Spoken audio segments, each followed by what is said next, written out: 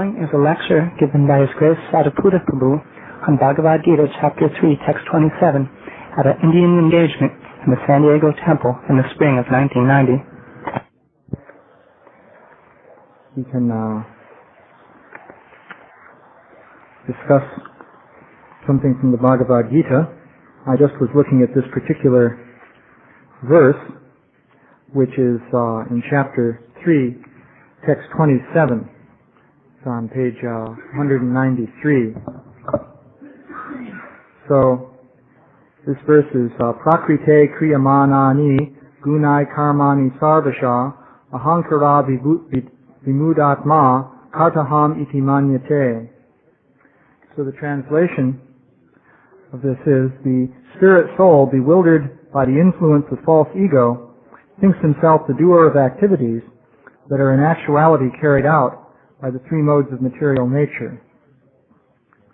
So, in the purport, Srila Prabhupada says, two persons, one in Krishna consciousness and the other in material consciousness, working on the same level, may appear to be working on the same platform.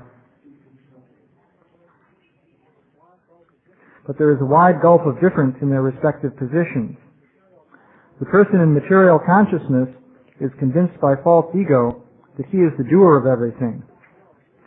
He does not know that the mechanism of the body is produced by material nature, which works under the supervision of the Supreme Lord. The materialistic person has no knowledge that ultimately he is under the control of Krishna. The person in false ego takes all credit for doing everything independently, and that is a symptom of his nescience. He does not know that this gross and subtle body is the creation of material nature under the order of the Supreme Personality of Godhead. And as such, his bodily and mental activities should be engaged in the service of Krishna, in Krishna consciousness. The ignorant man forgets that the Supreme Personality of Godhead is known as Hrishikesha, or the master of the senses of the material body. For due to his long misuse of the senses in sense gratification, he is factually bewildered by the false ego, which makes him forget his eternal relationship with Krishna. So, this verse and the purport raises a very interesting question. In Western philosophy, this is called the problem of free will. And the basic question is, are we able to act according to our will, or are we simply conditioned by material nature? So this leads to the related question of responsibility. If the person is simply acting under the influence of nature, then he could say, well, I'm not responsible for my actions. They're merely impelled by the circumstances in which I find myself. This is a very interesting question. In the modern scientific perspective, there's the idea that the living being is simply a mechanism made of matter. If that is so, then the person, a human being, let's say, is merely acting according to the laws of physics.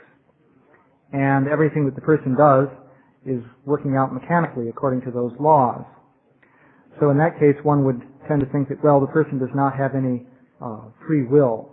This is an idea that arises. So here in the Bhagavad Gita, we have an interesting statement that would seem to indicate that the living being, in one sense, does not have free will. Because Krishna is saying here that the living being thinks himself to be the doer of activities, but actually these activities are carried out by the modes of material nature. These gunai, there are three gunas, known as goodness, passion, and ignorance. So it is stated here that the material nature, or prakriti, is carrying out activities in accordance with these three modes. And a person who's bewildered by false ego is thinking that he's carrying out the activities. Nonetheless, it is also a fact that the individual is held responsible for his activities in the Vedic literature. And in the Bhagavad Gita, Krishna specifically says that he doesn't take responsibility for the activities of the individual. So, if the activities are being carried out by the material nature, then how is it that the person is responsible? So the answer to that question is that actually the Krishna as the Supersoul is directing the action of matter. So the material energy has a superior source of direction that the spirit soul, or the actual conscious individual within the body, does not have the power to directly control the material energy. But the super soul who is accompanying the living being within the heart does control the material energy. So typically the super soul is controlling the material energy in accordance with the desires of the individual and also the karma of the individual. So for this reason, the individual is responsible for what happens, because the super soul has arranged that, all right, I will make things happen according to your desire, so you have to take responsibility for what happens. And karma, in fact, is the means whereby one receives feedback for one's actions. If one performs actions in one way, one will get one sort of karmic reaction, and if one performs actions in a different way, there will be some different reaction. So that is a system of punishment, actually, and reward for those who are acting on a material platform as conditioned souls. So there's a very interesting purport in the second canto of the Srimad Bhagavatam, in which Srila Prabhupada points out that you can actually realize the presence of the super soul as the guiding source of intelligence within the body. He says there that even a common man can do this, and he outlines a series of steps whereby this is possible. So the first step that Srila Prabhupada points out there is that one can recognize by introspection that one is not the material body. And he says this may not be obvious immediately, but actually by very careful thought and discrimination, you can distinguish between yourself and the material body, including the subtle processes of the mind. So basically the process there is to examine what you're perceiving and see how you're different from that. Of course, it's easy for us to understand that we're different from the sort of gross limbs and so forth of the body, because you know that if a person's arm is cut off or something like that, the person remains the same as a conscious individual. But someone may have doubts when it comes to the action of the mind. Still, one can observe the actions of one's mind and discriminate between that and one's own self by observing how these different mental images and so on are coming and going, and they are something that we are perceiving, but the perceiver is different from those continually flickering mental images. So by carefully considering this, one can discriminate between the self and which is the actual seer, and that which is seen. So that was the first point. And then the second point that Srila Prabhupada made was that once you see that your self is distinct from the material body, you can actually understand that the body is acting and reacting according to the modes of material nature. You can do this by just analyzing what the body is doing. And you can see it's following rules of a material nature. And so the body is essentially acting like some sort of mechanism, something like that. But there's a further step. And that step is to realize that in fact, even though the body is acting according to some rules or laws independent of ourself. That is, one can realize the purport of this verse in the Bhagavad Gita, that we are not actually the doers of activities. Still, one can see that these activities are not just coming about or being carried out in a haphazard way, but there's some intelligence involved. However, that's not our intelligence. So one can come to that point of discrimination. Srila Prabhupada points out that one can see that one is taking the assistance of some higher intelligence. And if a person is unable to do this, then he becomes deranged or unable to function in a normal fashion. So there are many simple examples in which you can see how we're taking advantage of some higher intelligence which is directing the action of the body. Krishna says in the Bhagavad Gita that he is the source of memory, intelligence, also forgetfulness, and so on. And you can see that the different abilities that we have are not directly under our control, nor do we understand how they work. We depend on these basic abilities all the time, but if we're asked to explain how they work, we don't know. And even the deepest studies in modern science really don't give us much information on this. Take, for example, the fact that one is speaking. When you speak, you have some idea in mind that you want to express, and immediately grammatical sentences come out expressing that. And actually, if you think about this, you can see that even if in theory you understand how it works, which we really don't understand, still you're not putting the sentences together according to your own conscious intelligence, selecting the words and so forth. If you tried to do that, you wouldn't even be able to speak at a normal speed. It's all just happening. So one could say, well, this is perhaps being done by some mechanism, some computer-like machine within the brain. And in fact, someone will argue that damage to the brain can interfere with this process, and so that shows that it is being carried out by a machine within the brain.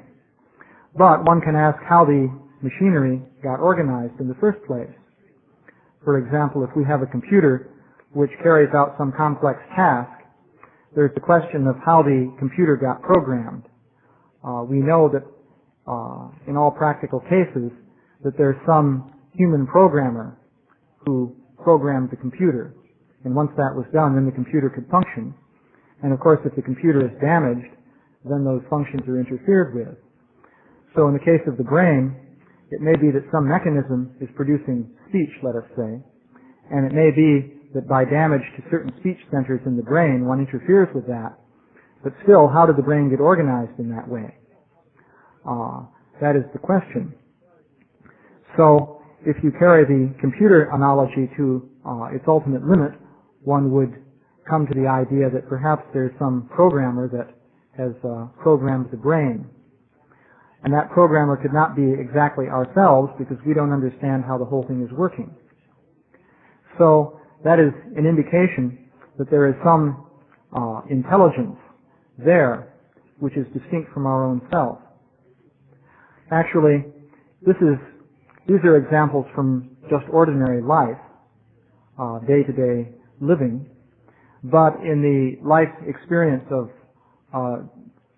people in arts and sciences and so forth who are involved in creative activities, there are many other examples of this.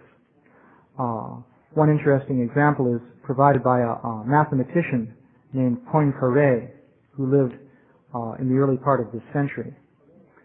So this Poincaré was involved in the study of many very difficult mathematical problems.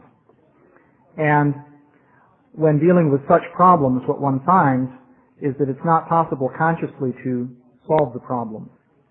If the problem's of a fairly simple, straightforward nature, then you can solve it by applying some standard method. But problems of this type don't yield to such methods.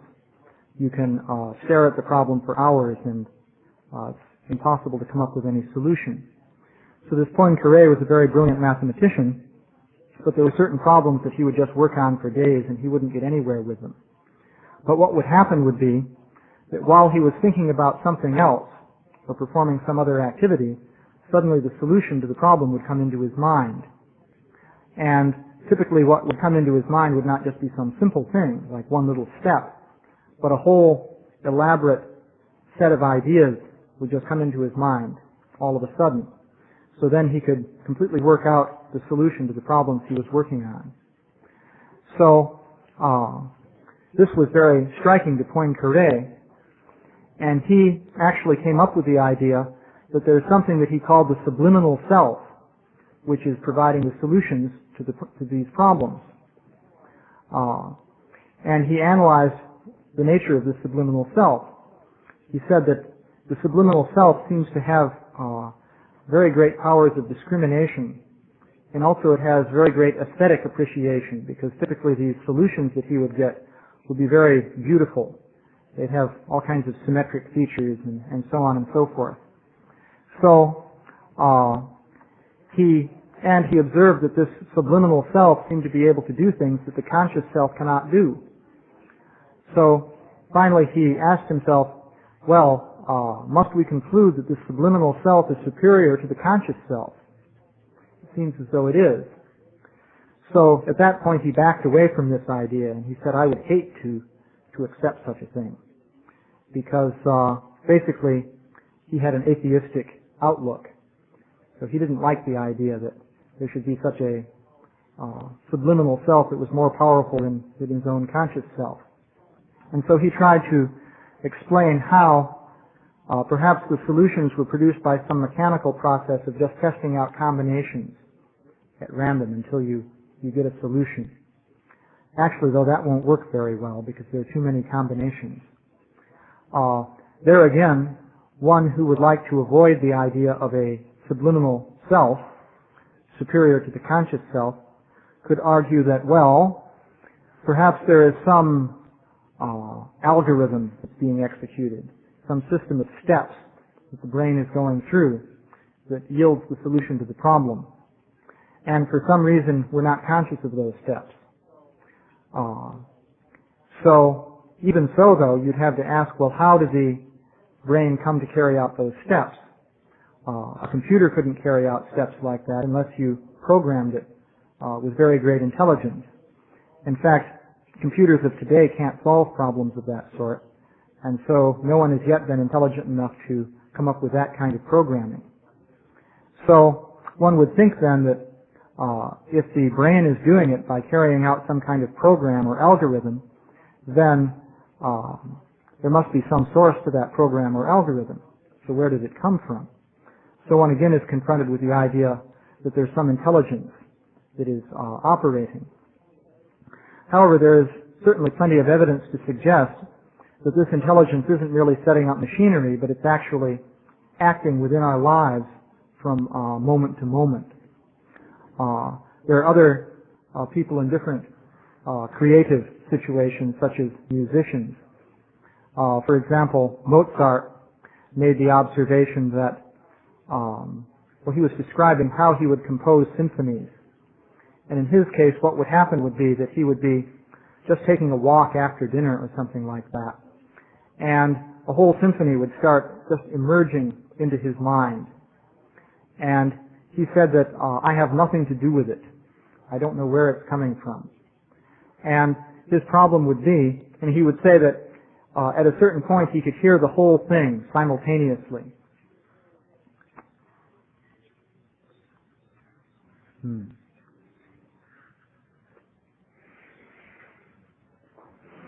sure that agrees?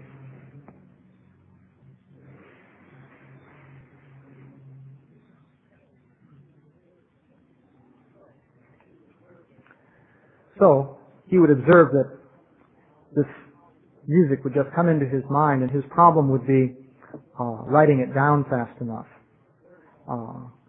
So where does that come from? One would have to postulate in his case that, well, maybe there's a mechanism within the brain that generates music. And if you ask, well, where does that mechanism come from? In his case, the problem is that he had a rather rare degree of talent. And one would have to say, well, maybe that just happened by chance. But do we find that by chance you can produce remarkable things like that? For example, going back to computers again, if by chance you just randomly throw some numbers into the memory of a computer and try and run that as a program, will it compose beautiful music for you? You won't find that to be the case. So these indications, even in day-to-day life, do suggest that there's some higher intelligence which is actually there with us. So it's not that God is simply something remote who may have created the universe and set it running and so forth. But the indication is that there's actually, we're receiving from moment to moment guidance from some higher intelligence. So this is the basic principle described in the Bhagavad Gita and in Vedic literature in general. Basically, Srila Prabhupada sums that up by citing the English phrase that man proposes and God disposes. Namely that we have desires to carry out different activities, and in accordance with our particular karma, then the Supersoul grants those desires, or else he may not grant them, as the case may be. That depends on whether we deserve to receive the particular desired result. So in this way, the conscious self is actually not the doer of activities, but in another sense the conscious self is the doer, because Krishna is agreeing to act according to the desire of the conscious self. And so Krishna then says, well, the given being, the given spirit soul has to take responsibility for that in the form of different karmic reactions. Of course, this is true only if the spirit soul is acting independently of Krishna. So, as long as one is acting on one's own behalf, without regard for Krishna's instructions, then one receives karmic reactions for one's different activities. But if one acts in service to Krishna, then there are no karmic reactions, because then Krishna actually takes responsibility. If you're doing what Krishna wants you to do, then he will take full responsibility for all the results of that. So, actually what we should do is act in devotional service to Krishna. And then our actions will actually be perfect, because they'll be in agreement with Krishna's desires. So, these are some observations concerning this question of free will. I thought I'd make some other observations concerning the scientific issues that come up in this connection. For example, recently we had a conference in San Francisco held by the Bhaktivedanta Institute. The title of the conference was Consciousness Within Science. And so we were discussing there the nature of consciousness from a scientific point of view. There were a number of eminent scientists there. So one of the talks that was given, which I thought was, I think, one of the most interesting ones presented there, was by a Professor Benjamin Libet from University of California in San Francisco. So he has done experiments on the brain in which he tries to investigate the question of free will. And he claimed that he could show that actually the mind could not be directing the action of the brain according to its will. He could experimentally give evidence refuting this idea. This was in reference to some of us who were suggesting that the mind can cause the brain to do things. So he argued that no, it's not like that. The brain is the actual source of initiative to action, and we may feel that we are acting according to our will, but actually we are acting according to the direction of the brain, and so this feeling is to a certain extent illusory. This was his claim. So he gave evidence for this along the following lines. It seems that if you decide to move your arm, let's say, there is something called the action potential, which takes place within the brain and lasts for a period of about half of a second before the action begins. And this action potential can be measured with an electroencephalogram. So what you find is that before you move the arm, for about a half second, there's a surge of electrical activity within a certain part of the brain, which builds up. And then actually this first builds up in a certain motor control region in the brain, secondary motor control region, and then it spreads from there to the primary motor control regions, and then from there nerve impulses go to the muscles and so forth, moving the arm. So Libet was investigating when people experience will to perform an action. And so he performed an experiment in which he had a person watching a rotating dot and on a, I guess, metal disc, something like that. And he gave them the instruction that at some point, whenever you desire, move your hand. But remember where the dot was at the moment that you first experienced the desire to make that movement. And he was instructing them to just move according to your own free will, whenever you want to. So what he maintains is that in these experiments, he would find that the action potential would already be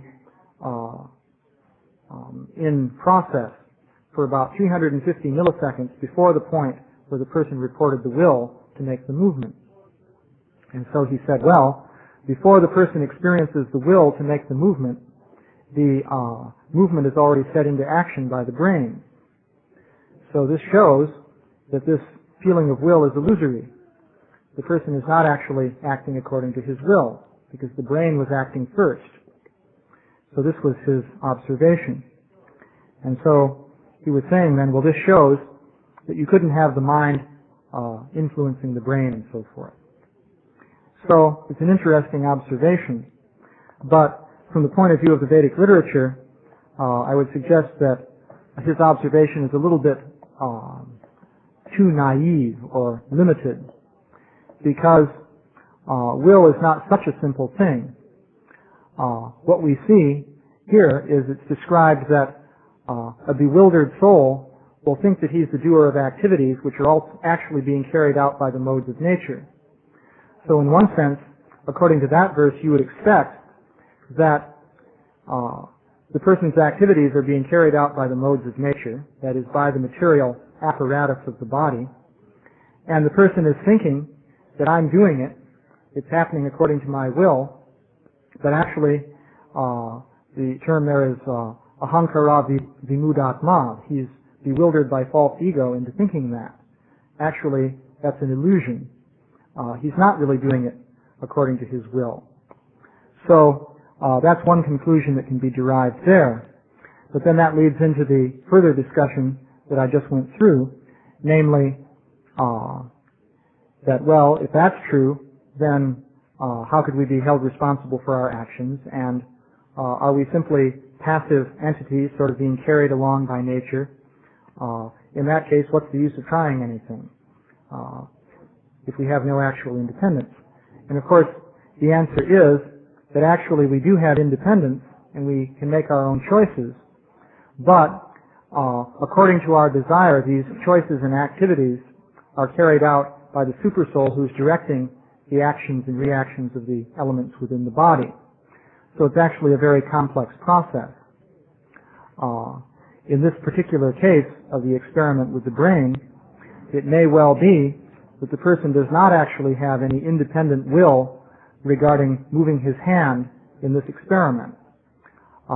It might be that instead of that, you could say his will is actually to cooperate with the experimenter. And having will to do that, then a whole complex set of actions is set into motion in which he moves his arm and so forth, and feels that this is happening according to his will. So will is actually a complicated issue. In fact, according to the Vedic literature, the most important thing is actually to have the correct desire or the correct will. For example, in the chanting of the holy name of Krishna, it's described that there are different offenses involved in chanting of the holy name. These mainly are related to attitudes or ideas one has about the holy name. So, if you are infested with these particular offensive ideas or attitudes, then the chanting of the holy name will not be immediately effective. So then one could say, well, why not just give up those attitudes? Because if you do, then it will be effective.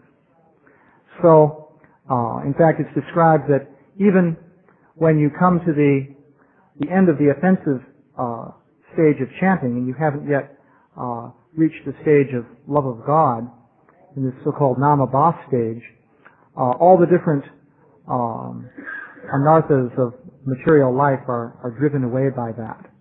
And so you could say, well then, why not avoid these offenses? But it turns out that it's not easy to do that because we're bewildered about what our real motives are. So that's a whole subject to go into. So, let's see. It's about quarter of. Are there any questions or comments? Yeah? In this week, I would try to get rid of how to exercise our own will in an ego setting. But consider the more important problem of aligning our own will with divine will of God. How do we begin to go about doing something like that? Well, to do that, ultimately it's a gradual process of purification, because one has to start by being basically willing to follow Krishna's instructions and so forth. But initially, one is bewildered about one's own motives, as I was just mentioning. So the chanting of the holy name cleanses the heart. And so initially, one will be bewildered about one's own motives, and so one will not actually have pure desires with relation to Krishna consciousness, even though you may have heard instructions as to what pure desires might be. It's hard to realize this within oneself initially. But because the chanting purifies the heart, then gradually one will realize, to a more and more perfected degree, what one's desires are and what they should be. And thus one will be able to come to a point of having pure desires in relation to devotional service. So that ties in with the whole question of free will and so forth. It's a matter of realizing what we're actually willing. But if we undertake this process, then the purifying effect of the holy name will enable us to do that gradually.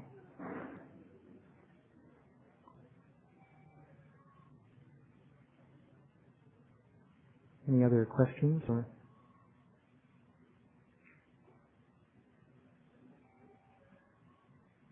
Anyone have any ideas?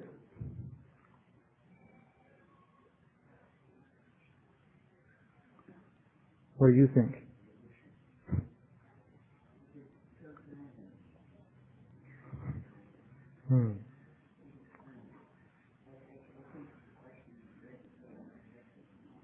Yeah.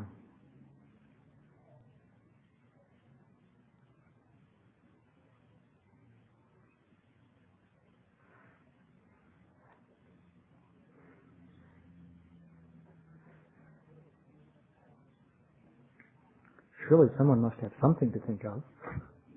No one has any thoughts?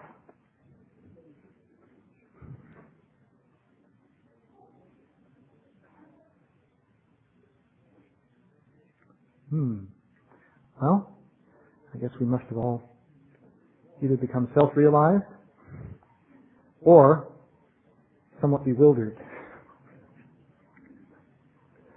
One or the other. So, I guess, well, it's now 10 of, and you can start the next part of the program. All glories to Srila Prabhupada.